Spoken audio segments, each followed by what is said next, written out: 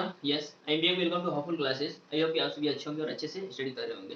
तो जो हमारा जो चैप्टर चल रहा था एटॉमिक स्ट्रक्चर में, हम लोग पढ़ रहे थे क्वांटम नंबर। क्वांटम नंबर का हम लोग तीसरा क्वांटम नंबर हम लोग पढ़ रहे थे, मैग्नेटिक क्वांटम नंबर, और उसका कुछ टर्म्स बचा हुआ था, उसी टर्म्स को आज हम लोग क्लियर करेंगे। उसके बाद हम लोग स्पिन क्वांटम नंबर पढ़ेंगे, उसके बाद क्वांटम नंबर की थ्योरी समाप्त हो जाएगी। ठीक, तो हम लोग बात करेंगे आज जो टर्म बचा हुआ है मैग्नेटिक क्वांटम नंबर का, जो काफी इंपॉर्टेंट है, जो आपको आगे भी काम आएगा। तो इसको अच्छे से समझिएगा, है ना, ध्यानपूर्वक। तो वो जो मेरा टर्म है, पहला है डीजेनरेटेड ऑर्बिटल्स। अलग अलग नाम आएगा आपका, डीजेनरेटेड ऑर्बिटल्स। डीजेनरेटेड से मीनिंग हम लोग क्या ले सकते हैं, है ना? डीजेनरेटेड ऑर्बिटल्स किसको कहेंगे उसके बारे में समझेंगे, है ना? तो डीजेनरेटेड ऑर्बिटल्स मीन समझेंगे हम लोग की सेम एनर्जी लेवल। किसी भी ऑर्बिटल्स का अगर एनर्जी लेवल सेम है, मीन्स वो डीजेनरेटेड ऑर्बिटल्स है। ठीक, उसका हमने सिर्फ आपको इतना याद रखना है कि किसी भी ऑर्बिटल्स का अगर एनर्जी लेवल सेम है ना, तो उसको बोलेंगे हम लोग डीजेनरेटेड ऑर्बिटल्स। हमने इसका डिफिनेशन लिखा है, the orbitals having same energy, having same energy, क्या रहना चाहिए, एनर्जी सेम रहना चाहिए, in the absence of magnetic field. किसके एब्सेंस में, मैग्नेटिक फील्ड के एब्सेंस में, कॉल्ड डीजेनरेटेड ऑर्बिटल्स। इसी को बोलेंगे हम लोग डीजेनरेटेड ऑर्बिटल्स। ठीक, मींस एनर्जी लेवल सेम रहना चाहिए किसी भी ऑर्बिटल्स का, तो उसको बोलेंगे हम लोग डीजेनरेटेड ऑर्बिटल्स। समझ आएगा बात? ठीक, उसके बाद हमने एक एग्जांपल भी लिया है ताकि आप कंफ्यूज ना हो। तो एग्जांपल में हमने क्या लिखा है, all the 3 p orbitals. p में कितना ऑर्बिटल्स होता है, 3 ऑर्बिटल्स होता है। हमने मैग्नेटिक क्वांटम नंबर जब हमने पढ़ाया था, वहां हमने बताया सभी का किसमें कितना ऑर्बिटल्स होता है, p में कितना होता है, s में कितना होता है, d में कितना होता है। तो p में जो ऑर्बिटल्स की संख्या होती है वह 3 होती है। कितना होती है, 3 ऑर्बिटल्स होती है, किसमें, p ऑर्बिटल्स में। ठीक, उसके बाद आर इक्विवेलेंट इन एनर्जी, और इस सब का जो एनर्जी है वो सेम होना चाहिए। उसको हम लोग बोलेंगे क्या, 3 फोल्ड डीजेनरेटेड ऑर्बिटल्स। क्या बोलेंगे उसको हम लोग, 3 फोल्ड डीजेनरेटेड ऑर्बिटल्स। ठीक, 3 फोल्ड मींस क्या, 3 टाइम्स बिग, मींस 3 टाइम्स का एनर्जी क्या हो जाएगा, बढ़ जाएगा। ठीक, अब हम लोग बात करेंगे ऑर्बिटल्स के बारे में। सबको पता है ऑर्बिटल्स मींस कक्षा, ऑर्बिटल्स मींस कक्षा। ठीक, तो इसमें हम लोग क्या देखेंगे कि the space when, where the space where, वैसा जगह जहां the probability means probability of finding electrons. Probability आप लोग पढ़ेंगे प्रायिकता, है ना, फाइंडिंग इलेक्ट्रॉन्स इन मैक्सिमम, वैसा जगह जहां इलेक्ट्रॉन पाने की संभावना ज्यादा हो, उसको हम लोग बोलेंगे ऑर्बिटल्स। क्या, वैसा स्पेस जहां इलेक्ट्रॉन पाए जाने की संभावना ज्यादा हो, उसको हम लोग क्या बोलेंगे, ऑर्बिटल्स बोलेंगे, सिंपल से। और आप सबको पता होगा कि इलेक्ट्रॉन जो मूव करता है वो कहां करता है, ऑर्बिटल्स में करता है। तो इसी कारण से लिखा गया है यहाँ कि वैसा जगह जहां इलेक्ट्रॉन पाने की संभावना ज्यादा हो, दैट इज कॉल्ड ऑर्बिटल्स। ठीक, उसके बाद नोड्स के बारे में बात करेंगे। तो नोड्स क्या होता है, देखिए केमिस्ट्री है, केमिस्ट्री में कुछ कुछ टर्म ऐसा आएगा कि उसको समझना थोड़ा सा कठिन होता है, बट उसको समझना पड़ेगा, उसमें काफी अच्छे अच्छे टर्म छुपा हुआ रहता है। जैसे हमने यहाँ पढ़ा भी डीजेनरेटेड ऑर्बिटल्स, ये टर्म था, 3 फोल्ड डीजेनरेटेड ऑर्बिटल्स, ये टर्म था। इन सभी टर्म को अच्छे से समझना है। ठीक, उसके बाद मेरा जो नेक्स्ट टर्म था अगला क्या है, नोड। अब नोड के बारे में समझेंगे, नोड क्या होता है। नोड मीन्स होता है खाली स्थान। क्या होता है, खाली स्थान। ठीक, तो खाली स्थान में क्या रखेंगे, मीन्स कोई रूम है आपके पास, कमरा है, ठीक, और इसमें कुछ कोई भी नहीं है, तो क्या बोलेंगे, ये जो रूम है ये क्या है, खाली है, वेकेंट है। वेकेंट की जगह पे ही नोड लिखा गया है। समझ में आ गया? ठीक, तो उसको हमने किस तरह से डिफाइन किया उसके बारे में बात करेंगे। दी स्पेस, वैसा जगह, where the probability of finding electron is zero, वैसा जगह जहां इलेक्ट्रॉन पाने की जो प्रोबेबिलिटी है वह जीरो होना चाहिए, मीन्स वहां एक भी इलेक्ट्रॉन नहीं होना चाहिए, उसको हम लोग नोड बोलेंगे।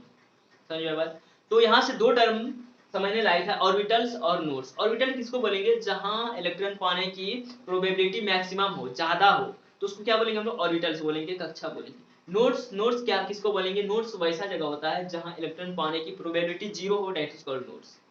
समझ में बात? तो अब जो हम लोग अगला टर्म देखने वाले हैं वो देखने वाले हैं orientation of orbital in space, और वे orientation of orbitals in space. अब हम लोग देखने वाले हैं ओरिएंटेशन, देखेंगे कुछ ऑर्बिटल्स का। ठीक, तो आप लोग क्या कीजिए, इतना आप लोग नोट्स कीजिए, उसके बाद उसके लिए थोड़ा जगह चाहिए ज्यादा, तो उसके हम लोग पूरा बोर्ड को रफ करने वाले हैं। उसके बाद हम लोग उस orientation of orbitals in space के बारे में समझते हैं, मींस जिसमें देखेंगे हम लोग एस ऑर्बिटल को देखेंगे, पी ऑर्बिटल को देखेंगे, डी ऑर्बिटल को देखेंगे, है ना। आपने सुना होगा एस को स्फेरिकल से जानते हैं, पी को डम्बवेल से जानते हैं, डी को डबल डम्बवेल से जानते हैं, वो किस तरह से होता है उसका आकृति, उसके बारे में समझेंगे, और उसको एक्सिस के थ्रू समझेंगे, और उसी में हम लोग नोड्स के बारे में भी जानकारी देखेंगे कि कौन सा स्पेस नोड्स है। ठीक, तो इतना आप लोग लिखिए, उसके बारे में उसी बारे में हम लोग बात करने वाले हैं। ठीक, तो आइए जल्दी से हम लोग समझते हैं क्या है कि एस ऑर्बिटल के बारे में, मींस ओरिएंटेशन देखने वाले हैं ऑर्बिटल का, जो कोलिजन होता है केमिकल रिएक्शन के थ्रू, उसके बारे में हम लोग समझने वाले हैं। ठीक, orientation of orbitals in space, इसके बारे में। ठीक, तो अब हम लोग क्या देखने वाले हैं, एस ऑर्बिटल में देखेंगे। एस ऑर्बिटल का सबको शेप पता है, किस तरह से होता है, स्फेरिकल होता है। क्या होता है, स्फेरिकल होता है। ध्यान पूर्वक समझिएगा, बहुत सारे स्टूडेंट यहाँ से बाउंस कर जाते हैं, समझ में नहीं आता है उसको। ठीक, तो ये काफी इंपॉर्टेंट टर्म है, इसको समझना जरूरी है। ठीक, तो ये किस नेचर का होता है, ये नॉन डायरेक्शनल नेचर का होता है। अब नॉन डायरेक्शनल क्या होता है उसके बारे में समझते हैं। ये क्या है, ये आपका स्फेरिकल शेप है, किसका, एस ऑर्बिटल का स्फेरिकल शेप है। इसमें जब हमने एक्सिस डाला तो ये एक्स एक्सिस, ये वाई एक्सिस, और बीच में ये तो मेरा 2D है, तो इस बीच से जो जाएगा ये क्या हो जाएगा, जेड एक्सिस हो जाएगा। बट यहाँ पर देख रहे जो इलेक्ट्रॉन है वो किसी डायरेक्शन में फिक्स नहीं है। दिख रहा है आपको, कितना एक्स में, कितना वाई में, कितना जेड में, नहीं दिख रहा है। तो इसीलिए इसको जो बोला जाता है ये नॉन डायरेक्शनल इसीलिए बोला जाता है इसको। ठीक, इसको समझना कोई दिक्कत वाली बात नहीं है, बट पी और डी को समझना बहुत जरूरी है। तो स्फेरिकल होता है और ये गोल होता है। ठीक, बट इसमें जो है ये नॉन डायरेक्शनल नेचर का होता है, इतना समझ में आना चाहिए इसका। ठीक, तो अब हम लोग पी को देखने वाले हैं। इसमें ज्यादा कुछ था नहीं, इसीलिए हमने उसमें ज्यादा टाइम वेस्ट नहीं किया। ठीक, पी ऑर्बिटल में क्या देखेंगे, डम्बबेल। पी का क्या होता है शेप, डम्बबेल होता है। अब डम्बेल क्या होता है उसके बारे में समझते हैं। डम्बेल, जिसको हम लोग डिनोट करेंगे p x p y p z, ये हो गया एक्सिस का नाम। ठीक, मान लीजिए ये y है, मानिए ये होता है, ये y परपेंडिकुलर है ना, और ये जो आपका हॉरिजॉन्टल है ये हो जाएगा x, और ये आपका z। तीन प्लेन को हमने यहाँ क्या किया, प्लॉट किया। ठीक, p x p y p z, क्योंकि पी ऑर्बिटल का बात हो रहा है तो p को इसीलिए हमने यहाँ दिया है। ठीक, तो यहाँ से हम लोग क्या देखेंगे, अब यहाँ से हम लोग को देखना है कि जो ये डबल डम्बेल बना हुआ है, क्या बना हुआ है, डम्बेल बना हुआ है, डबल नहीं बना हुआ है, डम्बेल बना हुआ है। ये देखिए एक लूप इधर से इधर बना हुआ है, एक लूप इधर से इधर बना हुआ है। तो ये जो लूप्स दिखाई दे रहा है ये टोटली आपको एक्स एक्सिस पर ही दिखाई दे रहा होगा। यहाँ पर देखिए, है ना, ये देखिए, ये जो है ये जो टोटली बना हुआ है ये किस पे बना हुआ है, ये एक्स एक्सिस पर बना हुआ है। मींस आपका जो इलेक्ट्रॉन मिलने की जो प्रोबेबिलिटी होगी वो कहाँ होगी, एक्स एक्सिस पर होगी। आप वाई पर खोजने जाइएगा इलेक्ट्रॉन, आपको मिलेगा इलेक्ट्रॉन। जेड पर खोजने जाइएगा इलेक्ट्रॉन, मिलेगा इलेक्ट्रॉन, नहीं मिलेगा, वो वैकेंट स्पेस है। ठीक, तो हमने अभी जो तुरंत आपको नोड बताया कि वैसा जगह जहां इलेक्ट्रॉन मिलने की प्रोबेबिलिटी 0 हो वैसा स्पेस को हम लोग नोड करते हैं, और वैसा स्पेस जहां पर इलेक्ट्रॉन मिलने की मैक्सिमम प्रोबेबिलिटी हो तो उसको हम लोग क्या बोलते हैं, ऑर्बिटल्स बोलते हैं। तो ये दोनों देखिए, ये दोनों तो एक्स एक्सिस पर है, तो इस पे तो इलेक्ट्रॉन मिलेगा ना, मैक्सिमम जितना भी मिलना चाहिए मैक्सिमम इसी दोनों पर मिलेगा, एक्स एक्सिस पर मिलेगा। बट वाई और जेड प्लेन पर आपको एक भी इलेक्ट्रॉन मिलेगा, नहीं मिलेगा। तो यहाँ पर लिखना है आपको नोड बराबर क्या लिखना है, आपका जो खाली स्थान रहा वो क्या रहा, वाई जेड प्लेन, क्या रहा, वाई जेड प्लेन। इसको याद रखना है, आपको पूछा जाएगा कि अगर आपका डम्बवेल एक्स एक्सिस की तरफ हो, किसकी तरफ, एक्स एक्सिस की तरफ, तो बताइए नोड कौन कौन सा प्लेन होगा, कौन सा एक्सिस होगा, तो एक्स और वाई एक्सिस दोनों नोड के रूप में गिना जाएगा। आई बात समझ, इतना समझ में आ गया होगा। ठीक, उसके बाद नेक्स्ट जो ये टर्म देखे, ये फुल आपको काफी अच्छा लग रहा होगा देखने में, है ना। फुल नहीं है, इसको हम लोग केमिस्ट्री की भाषा में बोलते हैं डम्बवेल, क्या बोलते हैं, डम्बवेल। ठीक, तो अब हम लोग को इसमें देखना है, तो इसको हम लोग वाई, और ये जेड है, और ये एक्स है। ठीक, अब देख रहे हैं कि जो आपका डम्बवेल जो था उसको उल्टा दिया गया है एक्स एक्सिस, वाई एक्सिस की तरफ, किसकी एक्सिस की तरफ, वाई एक्सिस की तरफ। तो वाई एक्सिस की तरफ जब उल्टाइएगा तो आपको जो मैक्सिमम इलेक्ट्रॉन मिलने की जो प्रोबेबिलिटी होगी वो वाई एक्सिस में होगा। कहाँ होगा, वाई एक्सिस में होगा आपको। तो आप अगर जेड एक्सिस और एक्स एक्सिस में इलेक्ट्रॉन को ढूंढने जाइएगा, मिलेगा, नहीं मिलेगा। तो नोड के स्थान पर यहाँ आ जाएगा कि आपका, आई होप कि समझ में आ रहा होगा, नोड के स्थान पर वाई जेड और एक्स आ जाएगा, क्या, जेड और एक्स आ जाएगा। वाई पर तो आपका इलेक्ट्रॉन मिल जाएगा, जितना भी मैक्सिमम मिलने का नंबर होगा वो वाई पर मिलेगा। क्लियर, ठीक। उसके बाद नेक्स्ट लास्ट वाला देखेंगे हम लोग क्या, कि ये तो वाई हो गया और ये हो गया एक्स और ये जेड। ठीक, अब देख रहे हैं हम क्या किए हैं कि ये जो आपका डम्बेल था इसको हम जेड एक्सिस की तरफ ले गए, किसकी तरफ, जेड एक्सिस की तरफ प्लॉट किए इसको। तो यहाँ देख रहे हैं जो भी अब इलेक्ट्रॉन मिलेगा तो आपको जेड एक्सिस में जाके ढूंढना पड़ेगा इलेक्ट्रॉन, तभी आपको मैक्सिमम इलेक्ट्रॉन मिल सकता है। ठीक, और जो नोड की बात आ रही है, नोड होगा आपका कौन कौन सा, ये वाई प्लेन और x plane, means node equal to y x plane, कौन, वाई एक्स प्लेन आपका नोड खाली होगा। ठीक, तो टोटली जो यहाँ से समझ में आ रहा है, इन तीनों को अगर देखा जाए कि, तो इन तीनों से हमें एक चीज दिखाई दे रहा है ये, कि ये हो गया जेड एक्सिस, है ना, ये हो गया जेड, और ये हो गया वाई, और ये हो गया एक्स।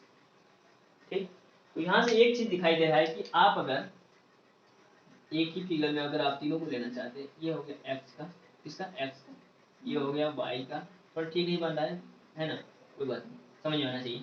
ये एक्स का है और ये y का और ये z का है, ठीक। तो इसीलिए हमने यहाँ लिखा हुआ है क्या p x p y p z, means ये जो है ये पी एक्स हो गया और ये हो गया क्या पी वाई और ये हो गया पी जेड। क्या समझ में आ गया? मीन्स इलेक्ट्रॉन इस तरह से रहेगा इसमें, ठीक। तीनों को हमने अलग करके देखा इसलिए कि कौन सा स्थान आपका नोड से बच रहा है, ठीक। तो प्रत्येक पी ऑर्बिटल में जो देख रहे हैं तो लूप्स की जो संख्या है वो 2 हो रही है। एक लूप से ये हो गया, एक लूप से ये और एक लूप से ये, मींस नंबर्स ऑफ लूप्स हैं l double o loop, numbers of loops 2 हो जाएगा, ठीक। किसमें? एक ऑर्बिटल में, ईच ऑर्बिटल में, किसका? पी का, ठीक। अब देखने वाले हम लोग किसका? डी का। किसका देखेंगे? डी का देखेंगे, तुरंत देखने वाले को, है ना, क्योंकि इसको समाप्त ही करना है। उसके बाद हमारा spin quantum number next class में चलेगा, ठीक। क्या चलेगा? Spin quantum number. अब डी को हम लोग देखने वाले हैं, डी ऑर्बिटल। डी ऑर्बिटल जो होता है वो डबल डम्बेल का होता है ना, डबल डम्बेल शेप का, डबल डम्बेल शेप का होता है। कौन? D orbital. डबल डम्बेल, यहाँ था सिंगल डम्बेल मींस डम्बेल सिर्फ लिखे थे हम, यहाँ डबल डम्बेल है। तो डबल डम्बेल को अब समझेंगे हम लोग। डबल डम्बेल होता है कैसा है, तो ये जो ये भी होता है ये डायरेक्शनल नेचर का होता है, मींस इसमें डायरेक्शन होता है, इसमें भी डायरेक्शन होता है, ठीक। तो ये होता है क्या? डायरेक्शन।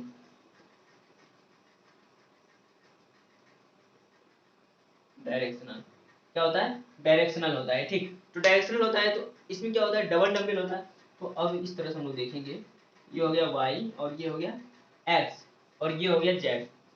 ओ ये z थोड़ा सा ज्यादा ही आगे चला गया है ना, तो ये y z x, y z x हो गया आपके पास, क्लियर है, ठीक। तो अब हम लोग यहाँ क्या करेंगे, यहाँ से हम लोग करेंगे क्या कि अगर एक डम्बेल को क्या करेंगे, z एक्सिस में हम लोग करेंगे, एक डम्बेल को x एक्सिस में, तो यहाँ से हम लोग क्या देखेंगे कि टोटली को देखना है, ठीक से, ठीक। तो हम क्या करते हैं, पहले सबका एक बार हम लोग फिगर बना लेते हैं, नहीं तो बहुत ज़्यादा ये वीडियो लंबा हो जाएगा, ठीक। और शाम भी हो रही है तो थोड़ा लाइट का कमी आ जाएगा, तो हम लोग सबसे पहले सारा फिगर को बना लेते हैं। आप लोग क्या कीजिए कि इस पी ऑर्बिटल को आप लोग नोट कर लीजिए, उसके बाद ये पूरे जगह को हम लोग खाली करेंगे, उसके बाद टोटली हम लोग डी ऑर्बिटल को देखने वाले, क्योंकि डी ऑर्बिटल का थोड़ा सा 4-5 स्टेप बनने वाला है, ठीक। तो हम लोग उसको तुरंत अभी देखते हैं, ठीक। तो आइए हम लोग देखते हैं, लास्ट डी ऑर्बिटल बचा हुआ है। डी ऑर्बिटल क्या होता है? डबल डम्बेल का होता है, ठीक ना। और इसको हम लोग क्या करेंगे, 5 तरह से लिखते हैं, d x y, d y z, d x z, d x square minus y square, d z square. इस 5 टर्म में हम लोग देखेंगे किस तरह से ये डबल डम्बेल बनाता है और डायरेक्शनल नेचर का होता है ये, ठीक। तो हम लोग सबसे पहले डी एक्स वाई का देखेंगे, मीन ये जो ये प्लेन होगा ये एक्स वाई प्लेन होगा, ठीक। तो इस सब में इलेक्ट्रॉन रहेगा, है ना, ये इलेक्ट्रॉन रहेगा इस तरह से, ठीक। तो डी वाई जेड, सिर्फ इसको याद रखिएगा, आप पूरा टोटली को बना लीजिएगा। डी वाई जेड की बात करेंगे तो d y z means y और जेड प्लेन होगा, ठीक। तो इसमें इलेक्ट्रॉन रहेगा, ये इलेक्ट्रॉन रहेगा, ठीक। और डी एक्स स्क्वायर नहीं, डी एक्स जेड होगा, है ना, एक्स जेड, एक्स हो गया ये, जेड हो गया, तो इसमें इलेक्ट्रॉन भरा हुआ है, ठीक। इसमें जब आइएगा तो इसमें क्या होगा कि इसमें d x square minus y square means x पर ओवरलैप रहेगा, एक्स पर और वाई पर, तो इसीलिए बोलते हैं इसको d x square minus y square. और इसमें हम लोग देखेंगे डी जेड स्क्वायर में, किसमें? डी जेड स्क्वायर में क्या होगा, डी जेड स्क्वायर में सिर्फ क्या होगा, जेड पर रहेगा और कहीं नहीं, है ना, कहीं है भी नहीं, सिर्फ जेड पर रहेगा इलेक्ट्रॉन, ठीक। तो और ये जो साइड से जो ये चैन नुमा एक रिंग बना लेता है, इसको जिसको बोलते हैं हम लोग रिंग शेप, यहाँ दिख रहा होगा आपको, ये रिंग शेप कहलाता है। टोटली इसका यही कंसेप्ट था। तो नेक्स्ट क्लास में जो हम लोग बात करने वाले हैं, नेक्स्ट क्लास में हम लोग स्पिन क्वांटम नंबर के बारे में बात करेंगे। आज की क्लास में हम लोग क्या किए कि आज की क्लास में हम लोग टोटली जो मैग्नेटिक क्वांटम नंबर का थोड़ा सा टर्म बचा हुआ था तो हम लोग पूरे को देख लिए, ठीक। उसके बाद किस तरह का किसका शेप होता है वो सारे के बारे में हम लोग बात किया आज की क्लास में। और कल के क्लास में हम लोग स्पिन क्वांटम नंबर को एंडिंग करेंगे। और पिछला वीडियो अगर आप नहीं देखे, पिछला वीडियो जाकर के देखिए, काफी अच्छा वीडियो बनाया हुआ है, काफी कंसेप्चुअल वीडियो बनाया हुआ है ना। तो जब आप देखिएगा तो आपको अच्छा ही लग जाएगा, ठीक। और आप चैनल पर नहीं तो चैनल को सब्सक्राइब कर लिया, क्योंकि कल भी आने वाला वीडियो परसों भी आएगा। इस तरह से डेली इस चैनल पर वीडियो अपलोड होता है, तो आप चैनल को सब्सक्राइब कर सकते हैं और शेयर भी कर सकते हैं अपने दोस्तों के बीच। तो हम लोग मिलेंगे कल के क्लास में, नेक्स्ट क्लास में मिलता है ना, स्पिन क्वांटम नंबर के साथ। उसके बाद अब जो टर्म आने वाला है लगभग हम लोग एंडिंग में है किसका, एटॉमिक स्ट्रक्चर का। और हमने एक भी टॉपिक्स ऐसा नहीं छोड़ा जो आपके एग्जाम में पूछा जाता है, सारे टॉपिक्स को हमने बताया है। आप अगर वीडियो का प्लेलिस्ट में जाके देखिएगा तो आपको लेक्चर वाइज और टॉपिक्स वाइज जब भी आप सर्च कीजिएगा हेल्पफुल क्लासेस, जिस भी टॉपिक्स को पढ़ना है बाय लगा करके, जिस भी टॉपिक्स को पढ़ना है टॉपिक्स का नाम देना है, आपको वीडियो वहां दिख जाएगा। तो इस तरह से आप क्या कर सकते हैं, प्लेलिस्ट से जाकर के सारा वीडियो को आप वॉच कर सकते हैं और वीडियो को शेयर कर सकते हो और अपने केमिस्ट्री में काफी इंटरेस्टिंग जगा सकते हैं। ठीक, तो चलिए मिलते हैं नेक्स्ट क्लास में।